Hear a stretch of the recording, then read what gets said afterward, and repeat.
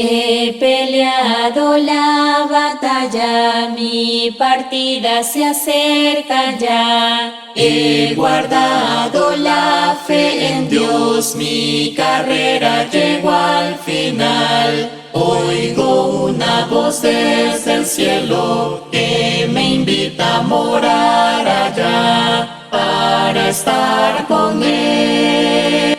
Gracias por acompañarnos. Estamos en la lectura del Evangelio de Mateo y su comentario. Este es el número 19 y vamos a leer en el capítulo 9 de Mateo, del versículo 18 en adelante. Mientras él les decía estas cosas, vino un hombre principal y se postró ante él diciendo: Mi hija acaba de morir, mas ven y pon tu mano sobre ella y vivirá. Y se levantó Jesús y le siguió con sus discípulos. Y aquí una mujer enferma de flujo de sangre desde hacía 12 años, se le acercó por detrás y tocó el borde de su manto, porque decía dentro de sí: si tocare solamente su mano, seré salva. Pero Jesús, volviéndose y mirándola, dijo: Ten ánimo, hija, tu fe te ha salvado. Y la mujer fue salva desde aquella hora.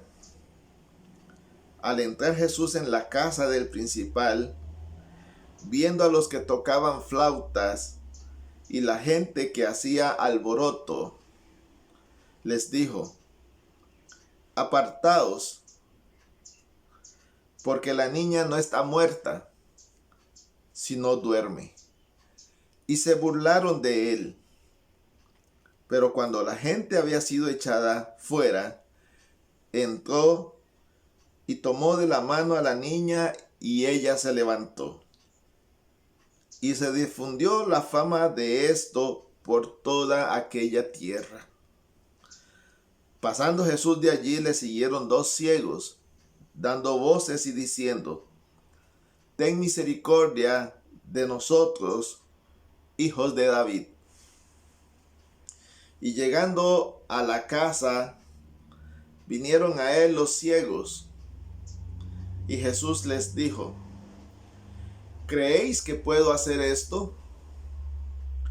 Ellos dijeron: Sí, Señor. Entonces les tocó los ojos diciendo: Conforme a vuestra fe os sea hecho. Y los ojos de ellos fueron abiertos. Y Jesús les encargó rigurosamente diciendo: Mirad que nadie lo sepa. Pero salidos ellos, divulgaron la fama de él por toda aquella tierra. Mientras salían ellos, y aquí le trajeron un mudo endemoniado. Y echado fuera el demonio, el mudo habló. Y la gente se maravillaba y decía: Nunca se ha visto cosa semejante en Israel. Pero los fariseos decían: Por el príncipe de los demonios, echa fuera a los demonios. Recorría Jesús todas las ciudades y aldeas, enseñando en las sinagogas de ellos y predicando el evangelio del reino, y sanando toda enfermedad y toda dolencia en el pueblo.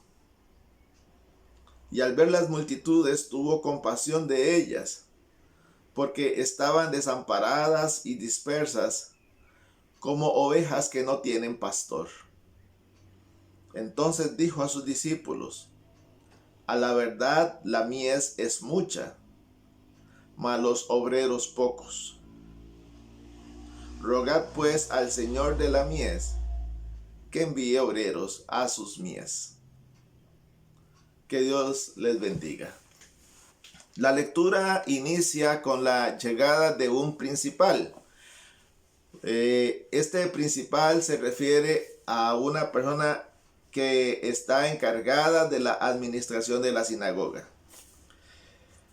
La sinagoga era el lugar de reunión para aprender acerca de la ley. No era un sustituto del templo, pero sí era un lugar donde los judíos podían reunirse para aprender acerca de la ley, escuchar las escrituras y hacer oraciones. Este hombre principal de la sinagoga buscó a Jesús porque su hija ya estaba muerta. Sin embargo, oyendo en algún momento de la fama de Jesús, sabía que Jesús podía hacer algo, traerla a la vida nuevamente. Y lo buscó, y cuando iban de camino a su casa, una mujer enferma de flujo tocó el manto de Jesús, porque tenía la certeza de que haciendo esto ella podía ser salva. La creencia en los tiempos de Jesús es que el cuerpo y el alma iban de la mano. La idea era de que si ella podía ser salva, sería sana del cuerpo. O si podía ser sana del cuerpo, podía también ser salva del espíritu. Y Jesús honró y alabó su fe, y se le concedió el deseo de ella. Siguiendo Jesús hasta la casa de Jairo, encontró gente que estaba... Cuando Jesús llegó a la casa de Jairo, encontró gente dedicada a la lamentación. Habían personas dedicadas a llorar y a tocar instrumentos de una manera profesional.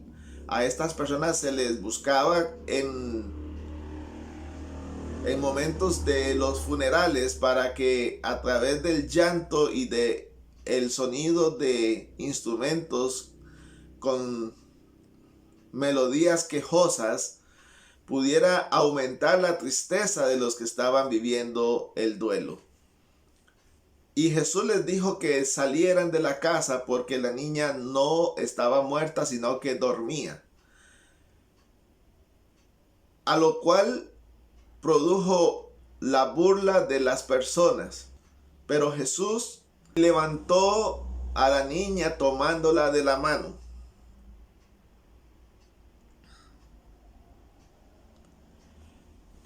Y su fama se extendió por la ciudad y por las regiones alrededor. El siguiente evento son los dos ciegos, a los cuales Jesús se topó. Y estos dos ciegos utilizaron un título especial para con Jesús: Hijo de David. Esta es una expresión para referirse al Mesías, por cuanto el Mesías iba a ser de la casa de David. Y Mateo ya estableció desde el capítulo 1 que Jesús es descendiente del linaje de David. Y Jesús les preguntó si ellos creían que él podía hacer lo que les estaba pidiendo. A lo que ellos contestaron que sí. Y entonces Jesús, tocándole sus ojos, les abrió los ojos para que pudieran ver. Y ellos divulgaron más la fama de Jesús. También se les presentó un mudo endemoniado. Aquí tenemos una doble sanación o un doble milagro. La persona estaba muda y estaba endemoniada. Posiblemente este es el motivo por el cual las personas se maravillaron de ver un milagro doble, algo que no había sucedido hasta el momento. Sin embargo, los fariseos acusaron a Jesús de estar asociado con el príncipe de los demonios para echar fuera a los demonios. Sin embargo, Mateo no nos habla más de la confrontación con los fariseos en este caso. Y Jesús siguió recorriendo las ciudades, enseñando en las sinagogas, predicando del reino y sanando enfermedades y dolencias. Y cuando vio las multitudes, tuvo compasión de ellas, no porque estuvieran enfermas o dolientes de sus cuerpos, sino por verlos desamparados espiritualmente. Porque los líderes religiosos no estaban cumpliendo su labor a la cual Dios les había asignado. Ni sacerdotes, ni conocedores de las escrituras querían o estaban cumpliendo su deber, sino que como en los tiempos de Jeremías estaban saciando ellos mismos, tomando las ovejas y quitándoles la lana y comiéndose las más gordas. Esta es una forma en que la escritura habla de aquellos abusos contra el pueblo de Dios. Y hoy día lamentablemente es igual. Son muchos los líderes religiosos que están tomando las ovejas para trasquilarlas. Y Jesús les dijo a sus discípulos que ellos debían orar para que el Señor de la mies mandaran obreros, más obreros a atender esas ovejas. Y hoy en día también se necesitan obreros temerosos de Dios, dispuestos a sacrificarse, dispuestos a servir y no a ser servidos. Que Dios nos bendiga y por favor ore por aquellos siervos fieles. Nos vemos la próxima ocasión. Reinaré, reinaré junto a mi Dios, coronaré, no le pondré frente de sus